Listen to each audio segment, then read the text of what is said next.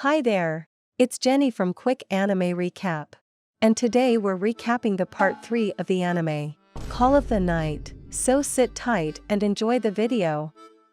The anime continues at night. Sari sees Ko alone at the street and rushes to hug him, but Nazuna stops her with a knee to her face, thinking she is trying to kill him. But Sari explains that she has no intention of hurting Ko. As she leaves, Ko is curious and runs to her, asking her if she wants to hang out, which Sari then invites him to karaoke. Now at the karaoke bar, Sari explains that she is super popular, but it's a drag having to deal with all the guys.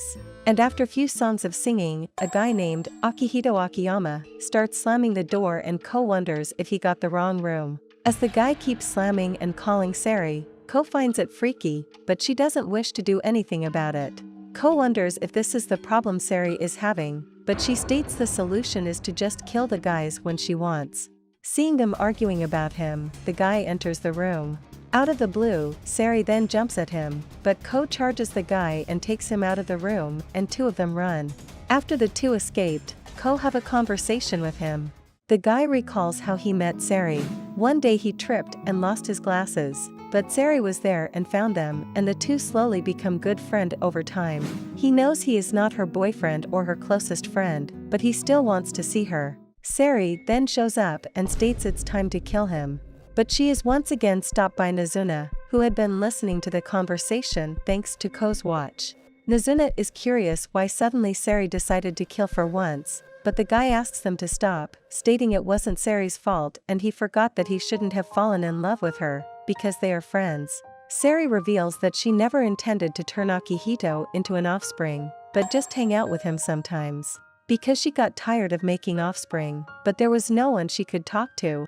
She doesn't know how to be a friend and unconsciously act to make people fall in love with her.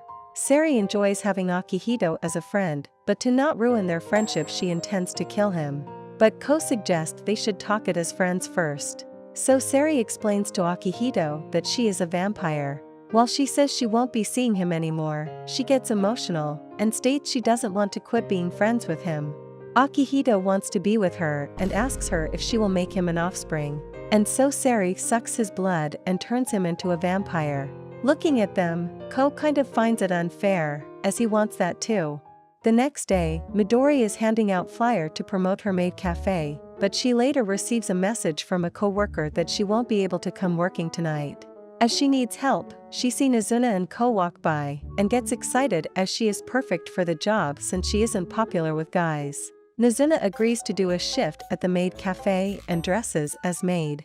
Hearing that she will be paid, Nazuna decides to do better, however, she is still bad at it. Midori then goes to another client, serving him coffee and acting cute. One of the maids then brings Ko's order, and realizing he is new, she introduces herself as Arisa. She explains that Midori became #1 maid since the moment she started, but before that Arisa was the #1 maid here. After work, Midori notices that someone posted some covert photos from angles where the maid underwear can be seen. Ko realized that the girl inside the photos was Arisa. As this happened, Midori wants to capture the culprit and asks if he would help, and he agrees. The next day at the maid cafe, Ko is trying to piece together how someone could take a picture while she is dressing up, and he sees the window and that it's actually a balcony. He then takes pictures of the room from outside of the balcony, and states the angle is close, but something is still off. Nazuna suggests that she go in and he take a picture of her, but doesn't like it. And in that moment, Ko have a big brain moment and figures out something. After work, Ko and Midori hides in a locker and Arisa enters the room. While in the locker, Ko explains that the picture and all are taken after closing hours, and suspect Arisa might be the culprit. And turns out he is right. When he opens the locker, they see Arisa preparing to take a selfie.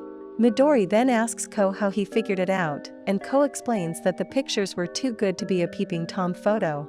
The reason why she is doing this is because Arisa is frustrated that Midori took her #1 spot, and so she made a peeping Tom photo to prove that she is still popular and satisfy her desire for recognition. Arisa then states she will quit, but Midori think it's all fine and what she is doing isn't that bad or weird.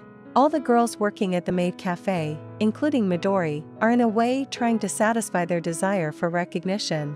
In the end, Nozuna ended up liking the pay at the maid cafe and decides to work there from time to time. And one night, Arisa, who was on her day off, visits the cafe and sits next to Ko. She then asks Ko if they could take a picture together to commemorate this moment.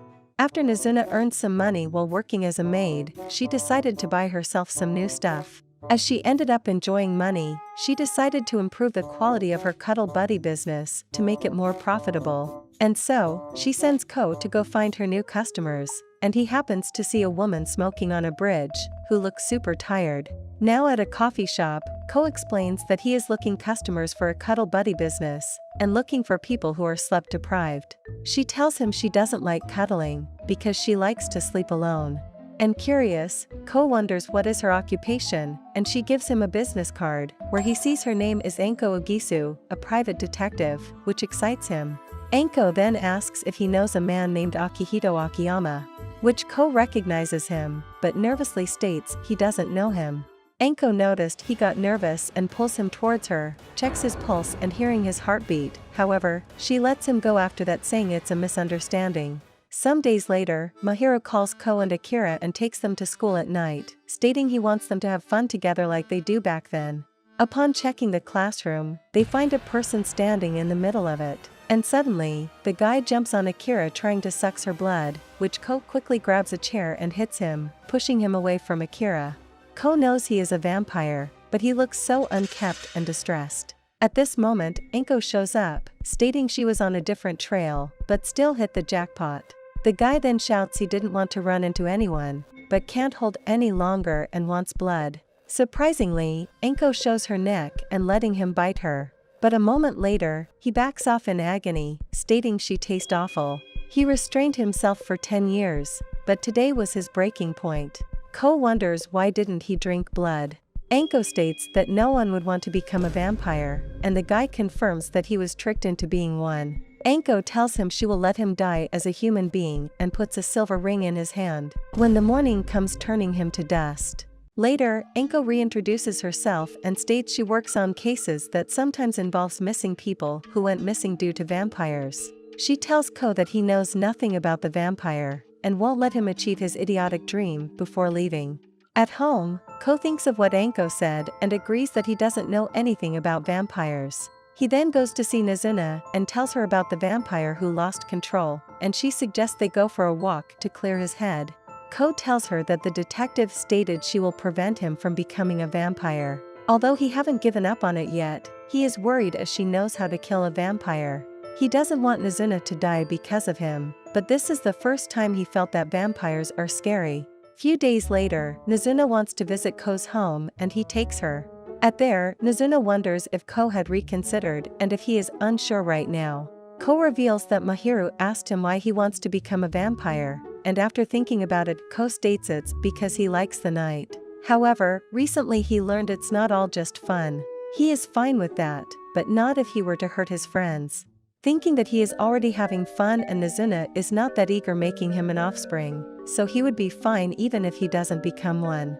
Nozuna felt sad, telling the truth that being a vampire is boring. She apologizes for lying him and explains that it's been decades since she became a vampire and has always been bored. Ko wonders why she showed him only the fun stuff, and Nozuna guesses it's because that's how she wanted it to be.